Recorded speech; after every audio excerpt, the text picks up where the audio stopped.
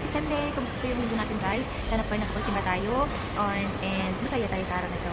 And once again, thank you so much sa lahat ng mga nag-subscribe po sa aking YouTube channel at sa mga nanood na po sa aking mga previous uploads and even to my FB Reels at sa mga laging nag-join sa aking live. So thank you so much guys. So to the 7 subscribers po ako, kailangan ko ng 23 guys para maging qualified na po yung account ko na mag-live guys sa YouTube. So thank you so much once again for all your support. Whatever I will earn someday, I promise to share it with you guys. So sana supportahan niyo po ako and tulungan niyo po ako mapalago yung channel ko para po hindi ko naman po ipagdadamot sa inyo kung whatever I will earn someday. So yun lang po guys. And for today's video, gusto ko pong sagutin yung tanong na magkano po ba talaga yung binabayad namin sa aming rentals, home rentals each month. Okay, so dito po sa Australia guys, halos lahat po ng bayarin sa bahay ay weekly po. So kung meron bang fortnight, parang bibihira lang po.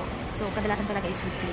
So since dumating ako dito, meron pa lang akong dalawang apartment na nalipatan guys. Yung first is doon sa Ellen Group, kung saan kasama ko po doon si Karen Joranyola. So kasi malayo po yun siya sa suburb kasi suburb area po yun guys, malayo sa city. So yung apartment ang kwarto namin doon guys is isa-isa na kami noon kasi dalawa kami, 130 po yung binabayad namin. So i-convert nyo po yan, i-multiply nyo ng 40 per week po yun guys, $130 per week. So times 4, so $520 per week po yung binabayaran namin doon. Pero bakit po ba ako umalis at nalipat dito sa city? Yes, kasi po, lumipat ako kasi doon, malayo po yung masyado sa trabaho ko. So, lalo na yung Saturday Sunday job ko, ang ginagawa ko is, kapag umuwi ako, nag-u-Uber po ako guys. So, magkano bang nasispend ko sa Uber? So, minimum of $34, one way lang po yun guys. So, kung two way is $68. So, sabi ko, 68 plus 130, ay parang nagiging 198 na din siya guys. So, parang nag-rent na din ako ng apartment dito sa city. Aside sa magsispend ako ng Uber, malayo pa siya guys. So, gabi na ako makakarating ng bahay. At saka, maaga-maaga din po aalis. So, parang nakakapagod na po guys. So, sabi ko, sige, maghanap ako ng malilipatan. So, yun nga, nakalipat ako dito sa city. So, kasi city siya guys. So, medyo mas mahal siya kunti kaysa sa suburb. Pero, ang ginagawa naman namin ngayon dito sa city, para hindi masyadong malaki yung binabayaran namin ay naghanap kami ng mga kapag namin Pilipino na magsishare doon sa isang bahay. So, yung isang bahay namin ngayon guys is 600 yan. And isang apartment is 600. So, tatlo po kami dyan na nakalista po doon sa agreement. So, 200 each po kami guys. So, yung 100 times 4, that's 800 per month po guys. So, kung yung 800 natin, i-multiply na natin sa, palagay natin 40 maximum na po yun. So, mayroon po akong 32,000 na binabayad po sa apartment po guys.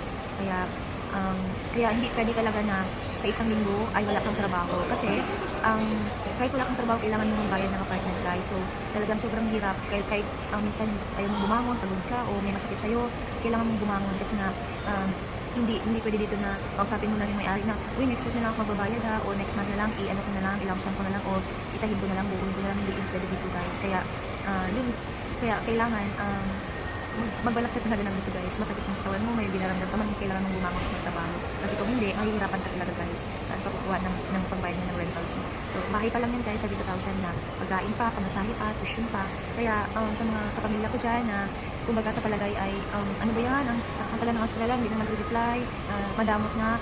Pasensya talaga guys, kasi karong international student visa, under international student visa pa ako, wala pa talaga akong may share guys. Kasi yung kita ko guys, tamang-tama lang muna sa rentals ko, sa bills ko, at saka sa tuition ko, sa pamasahe at pagkain guys. So yung 32,000 guys, bahay pa lang yan. Wala pa dyan yung kuryente, wala pa dyan yung pagkain, at saka yung pamasahe. At ang tuition guys, wala pa.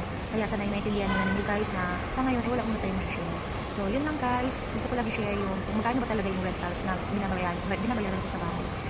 Yun lang, once again, sana inanood ko kayo ng mga uploads ko at mag-subscribe na po sa aking YouTube channel para po ma-notify pa po sa mga next upload ko. Kasi gusto ko talagang i-share sa inyo lahat guys kung ano po yung buhay ko dito sa Australia para naman po ay magkaroon kayo ng idea or baka ma-inspire din kayo pumunta dito. So yun lang naman ang purpose ko guys. So thank you so much. And of course to earn money someday. Hindi ko po yun ipagkakali. So yun lang guys. Once again, thank you so much for watching and subscribe na po kayo guys at sana i-promote po yung channel ko and don't forget to hit the notification bell para ma-notify na kayo ulit guys kung may mga upload ako. So once again, thank you so much. Happy Sunday and mag-ingat po tayong lahat. Bye bye!